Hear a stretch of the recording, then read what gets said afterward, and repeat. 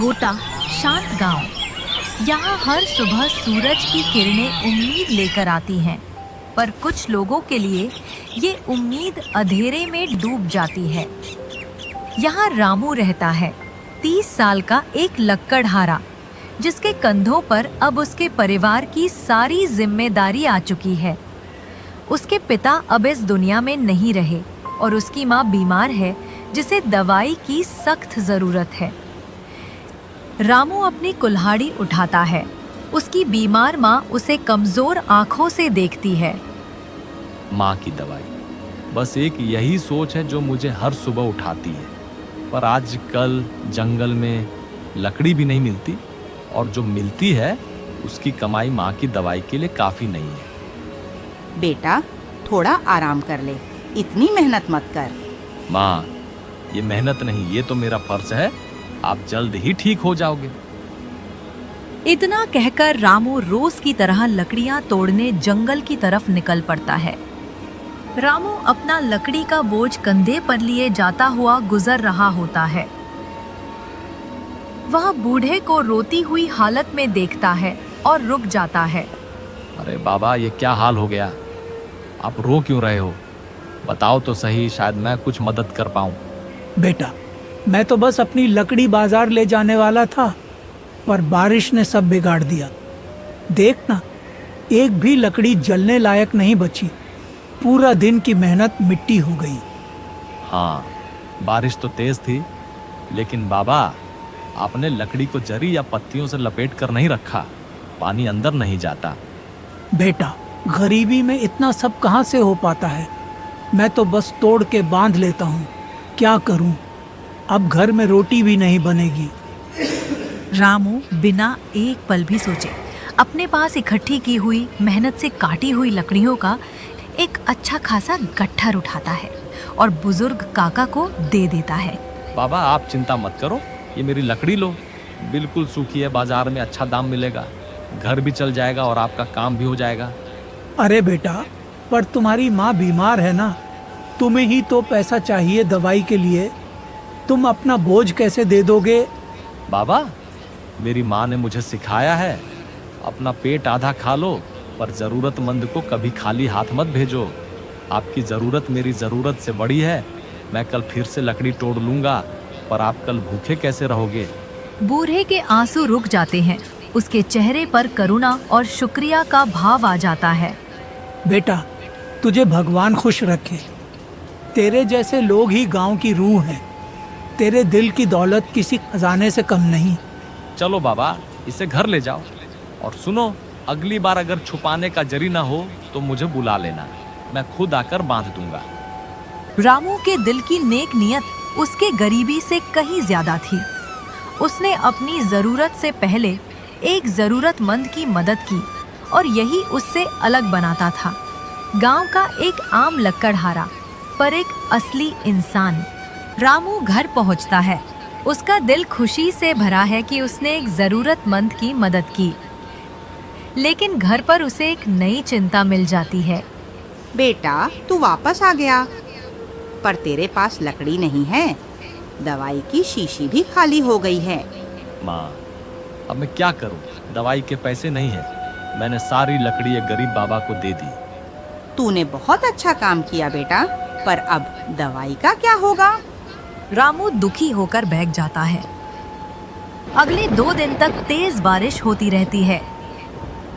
रामू कमाई नहीं कर पाता और माँ की तबीयत और खराब हो जाती है।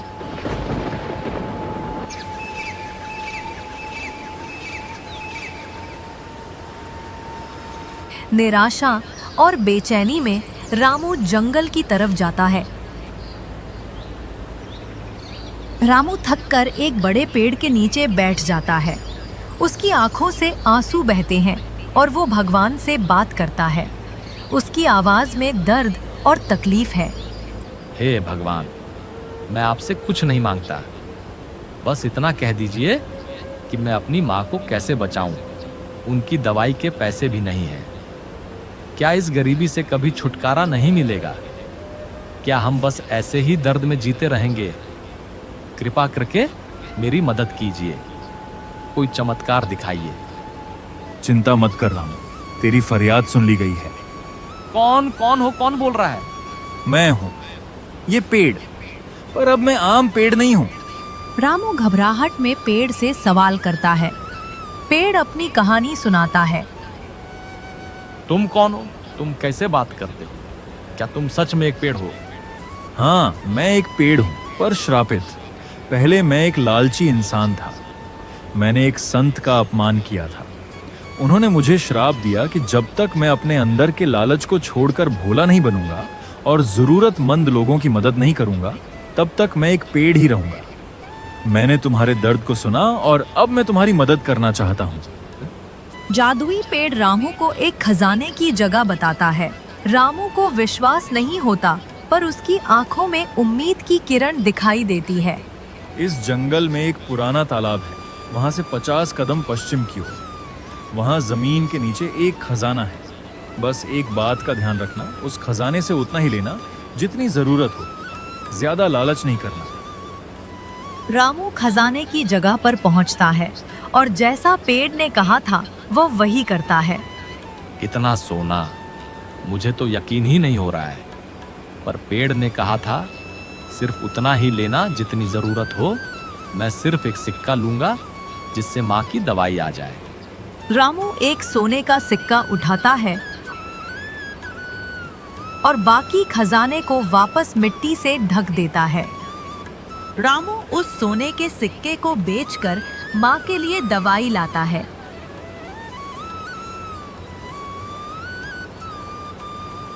रामू घर आता है, उसकी माँ बिस्तर पर लेटी है। बेटा, ये दवाई कहाँ से आई? इतनी महंगी दवाई तूने कैसे खरीदी? माँ, बस इतना समझ लीजिए कि भगवान ने सुन ली हमारी फरियाद। माँ की आंखों में खुशी के आंसू है। रामू की माँ अब पूरी तरह से ठीक हो चुकी है। रामू अपने पड़ोसियों के घर जाता है, जिन्होंने रामू की माँ की बीमारी के दौरान उनकी मदद की थी। रामू उनसे मदद के बारे में बात करता है। भैया, आपने और भाभी ने हमारी इतनी मदद की, आपका बहुत बहुत शुक्रिया। जब माँ बीमार थी तो आप लोग ही हमारा ख्याल रखते थे। अरे रामू, ये तो हमारा फर्ज था। तुम्हारी माँ हमारी माँ जैसी हैं, तुम बस उनका ख्याल रखो। ये गरीब लड़का इतना पैसा कहाँ से लाया? जरूर इसने कुछ छिपाया है। ठाकुर सेठ को बताना पड़ेगा। ठाकुर सेठ को खजाने के बारे में पता चलता है। उसके दिल में लालच आ जाता है। क्या कहा तुमने? उस गरीब लड़के के पास इतना पैसा कहाँ से आया? जरूर उसने कोई खजाना ढूंढा है। हाँ सेठ जी, मैंने खुद सुना, वह कहीं से सोना लाया है। ठाकुर सेठ रामू का पीछा करता है और खजाने की जगह पर पहुंच जाता है।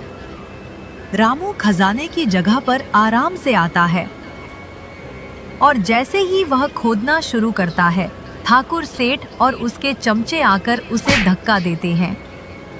क्या कर रहे हो रामू? खजाना ढूंढ रहे हो? तुम जैसे गरीबों को इतने बड़े खजाने की जरूरत नहीं है। ये तो मुझ जैसे अमीर लोगों के लिए है। सेठ जी, आप गलत कर रहे हैं। पेड़ ने कहा था कि... चुप करो, अब ये खजाना मेरा है। आखिर हम अमीर हो गए, अब हम इस गांव के राजा बनेंगे।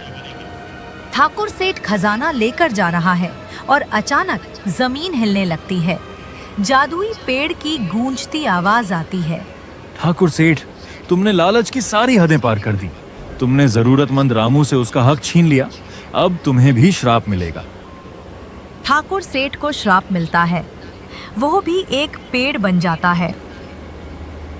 सारा खजाना वापस मिट्टी में आ जाता है।